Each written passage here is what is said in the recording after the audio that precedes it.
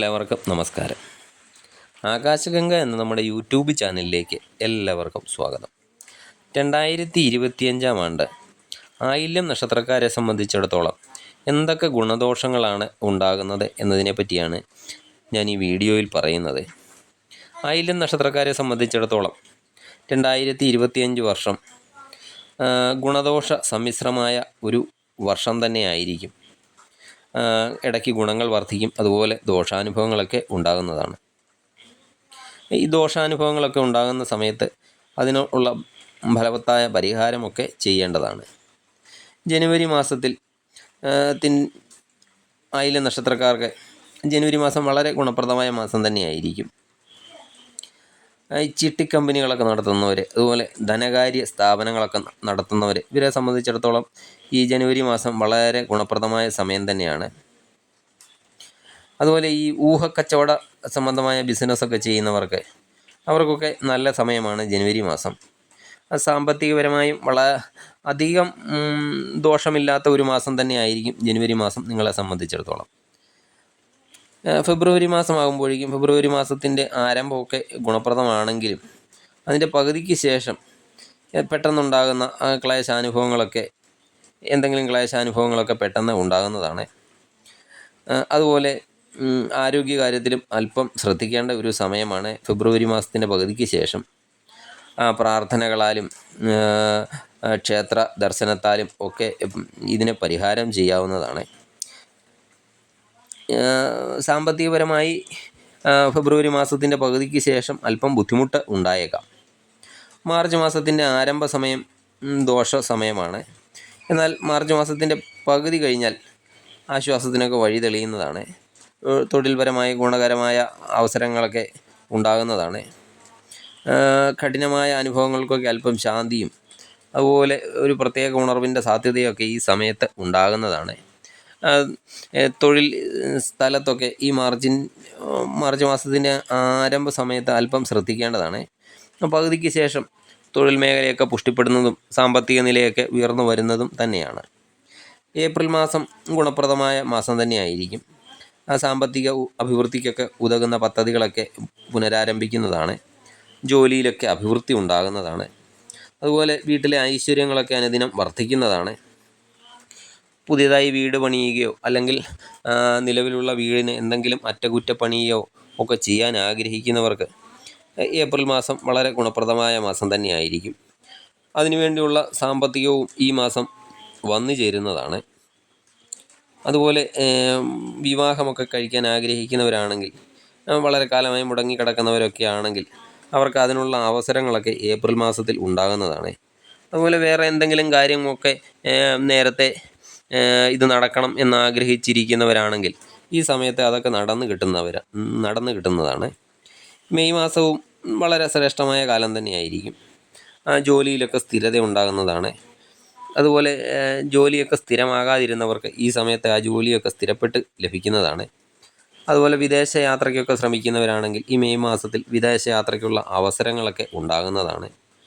അതുപോലെ കുടുംബാംഗങ്ങളുമായിട്ടുള്ള എന്തെങ്കിലും കൂടിച്ചേരലുകളൊക്കെ ഉണ്ടാകുന്നതാണ്. വിവാഹം, ഗൃഹനിർമ്മാണം പോലുള്ള കാര്യങ്ങളൊക്കെ ഈ സമയത്ത് നടക്കുന്നതാണ്. അതുപോലെ പുതിയ വാഹനം വാങ്ങാൻ ആഗ്രഹിക്കുന്നവരാണെങ്കിൽ ഈ സമയത്ത് അതിനുള്ള അവസരങ്ങളും വന്നു ചേരുന്നതാണ്. കൃഷിക്കാരെ സംബന്ധിച്ചിടത്തോളം കാർഷിക അഭിവൃദ്ധിയൊക്കെ ഈ സമയത്ത് ഉണ്ടാകുന്നതാണ്. പുതിയ ബിസിനസ്സൊക്കെ ചെയ്യാൻ ആഗ്രഹിക്കുന്നവരാണെങ്കിൽ ഈ സമയത്ത് അതിനുള്ള അവസരങ്ങളും വന്നു ചേരുന്നതാണ്. എല്ലാ തരത്തിലും ഗുണഫലമായ ഒരു മാസം തന്നെയായിരിക്കും മെയ് മാസം. ജൂൺ മാസത്തിൽ പുതിയ ജോലിയൊക്കെ ആഗ്രഹിക്കുന്നവരാണെങ്കിൽ അതിനുള്ള അവസരങ്ങളൊക്കെ വന്നു ചേരുന്നതാണ്. വിവാഹമൊക്കെ നടക്കാൻ ആഗ്രഹിക്കുന്നവരാണെങ്കിൽ വിവാഹത്തിനുള്ള അവസരങ്ങളൊക്കെ വന്നു ചേരുന്നതാണ്. അതുപോലെ പ്രണയ സാഫല്യം ജൂൺ മാസത്തിൽ ഉണ്ടാകുന്നതാണ്. പുതിയ ഏജൻസിയൊക്കെ തുടങ്ങാൻ ആഗ്രഹിക്കുന്നവരാണെങ്കിൽ അവർക്ക് അതിനുള്ള അവസരങ്ങളൊക്കെ ഈ സമയത്ത് ലഭിക്കുന്നതാണ്. കർഷകരെ സംബന്ധിച്ചിടത്തോളം കർഷകർക്കും അഭിവൃദ്ധിയുടെ മാസം തന്നെയായിരിക്കും. ബിസിനസ്സുകാരെ സംബന്ധിച്ചിടത്തോളം ബിസിനസ്സുകാർക്കും അഭിവൃദ്ധിയുടെ സമയം തന്നെയാണ്. കുടുംബത്തെ പുതിയ ഗ്രഹോപകരണങ്ങൾ വാങ്ങാനും, അതുപോലെ സ്ത്രീകളെ സംബന്ധിച്ചിടത്തോളം അവർക്ക് ആഭരണങ്ങളൊക്കെ വാങ്ങാനും ഒക്കെ പറ്റിയ സമയം തന്നെയാണ് ജൂൺ മാസം. ജൂലൈ മാസത്തിൽ ഇതിൻ്റെ ആദ്യ ഭാഗത്ത് അല്പം സാമ്പത്തിക ബുദ്ധിമുട്ടുകളൊക്കെ ഉണ്ടായേക്കാം. അല്പം ക്ലേശങ്ങളൊക്കെ കുടുംബത്തെ അനുഭവപ്പെടുന്നതാണ്. എന്തെങ്കിലും കാര്യത്തിനൊക്കെ ഇറങ്ങി തിരിച്ചാൽ അതിന് മാർഗ തടസ്സങ്ങൾ, അതുപോലെ പ്രവർത്തന മേഖലയിലെ മടി, അലസത ഒക്കെ ഈ സമയത്ത് തോന്നിയേക്കാം. പ്രാർത്ഥനകൾ ഈ സമയത്ത് വളരെ അനിവാര്യമാണ്. മാസത്തിൻ്റെ മധ്യഭാഗം കഴിയുമ്പോൾ, മാസത്തിൻ്റെ പകുതി ഏകദേശം കഴിയുമ്പോഴേക്കും ഇതിലൊക്കെ കുറച്ച് ശമനവും ഗുണലഭ്യതയും ഒക്കെ ഉണ്ടായി വരുന്നതാണ്. ആഗസ്റ്റ് മാസം പനി പോലുള്ള എന്തെങ്കിലും പകർച്ചവ്യാധികളൊക്കെ ഉണ്ടാകാൻ സാധ്യതയുണ്ട്. ആരോഗ്യം ശ്രദ്ധിക്കേണ്ടതാണ്. അതുപോലെ എന്തെങ്കിലും ക്ലേശാനുഭവങ്ങളൊക്കെ ഉണ്ടാകുകയാണെങ്കിൽ ആ സമയത്ത് അല്പം ശ്രദ്ധ കൊടുക്കേണ്ട സമയമാണ്. അതുപോലെ പുറത്തൊക്കെ പോകുമ്പോഴത്തേക്ക് അനാവശ്യമായ പാനീയങ്ങളൊക്കെ കുടിക്കുന്നത് ഒഴിവാക്കേണ്ടതാണ്. മാസത്തിൻ്റെ മധ്യഭാഗം വരെ വളരെ ഫുഡിലൊക്കെ പുറത്തു പോയി ഫുഡൊക്കെ കഴിക്കുന്നതിലൊക്കെ വളരെയധികം ശ്രദ്ധിക്കേണ്ടതാണ്. മാസത്തിൻ്റെ മധ്യഭാഗത്തിന് ശേഷം സാമ്പത്തികമായ അഭിവൃദ്ധി ഉണ്ടാകുന്നതാണ്. കുടുംബത്തെ ആരോഗ്യം, സ്വസ്ഥത ഒക്കെ വർദ്ധിക്കുന്നതാണ്. സെപ്റ്റംബർ മാസത്തിൽ വളരെ നാളായിട്ട് ആഗ്രഹിച്ചിരുന്ന ജോലിയൊക്കെ ലഭിക്കാനുള്ള സാധ്യത കാണുന്നുണ്ട്. സർക്കാർ സർവീസിലൊക്കെ ജോലി ആഗ്രഹിക്കുന്നവരാണെങ്കിൽ അവർക്ക് PSC വഴി നിയമനങ്ങളൊക്കെ ലഭിക്കാം. അതുപോലെ പ്രൈവറ്റ് ജോലി ആഗ്രഹിക്കുന്നവരാണെങ്കിൽ പ്രൈവറ്റ് സ്ഥാപനങ്ങൾ വഴി ഒക്കെയുള്ള ജോലി ലഭ്യത കാണുന്നുണ്ട്. അതുപോലെ തൊഴിലിലൊക്കെ ഏർപ്പെട്ടിരിക്കുന്നവർക്ക് ആ തൊഴിലിലൊക്കെ അഭിവൃദ്ധി ഉണ്ടാകുന്നതാണ്. പ്രൊമോഷന് അനുകൂലമായ സ്ഥലത്തേക്ക് സ്ഥലം മാറ്റം ഒക്കെ ഉണ്ടാകുന്നതാണ്. സാമ്പത്തിക സ്ഥിതിയും മെച്ചപ്പെട്ട ഒരു സമയം തന്നെയാണ് സെപ്റ്റംബർ മാസം. വിദ്യാർത്ഥികളെ സംബന്ധിച്ചിടത്തോളം വിദ്യാർത്ഥികൾക്ക് പഠനത്തിൽ വളരെ അധികം മികവൊക്കെ പുലർത്താനായിട്ട് ഈ സമയത്ത് സാധിക്കുന്നതാണ്. ഒക്ടോബർ മാസവും വിദ്യാർത്ഥികൾക്ക് അനുകൂലമായ മാസമാണ്. അതുപോലെ ഉപരിപഠനത്തിനൊക്കെ അപേക്ഷിച്ചിരിക്കുന്നവരാണെങ്കിൽ അവർക്ക് അതൊക്കെ നടന്നു കിട്ടുന്നതാണ്. അതുപോലെ വിദേശ പഠനമൊക്കെ ആഗ്രഹിക്കുന്നവരാണെങ്കിൽ അവർക്ക് വിദേശ പഠനത്തിനുള്ള അവസരങ്ങളൊക്കെ വന്നു ചേരുന്നതാണ്. എന്തെങ്കിലും മത്സര പരീക്ഷകളൊക്കെ നേരിടുന്നവരാണെങ്കിൽ ആ മത്സര പരീക്ഷയ്ക്കും പ്രതീക്ഷിച്ചതിലപ്പുറം ഒരു വിജയം ഉണ്ടാകാനായിട്ട് സാധിക്കുന്നതാണ് ഒക്ടോബർ മാസത്തിൽ.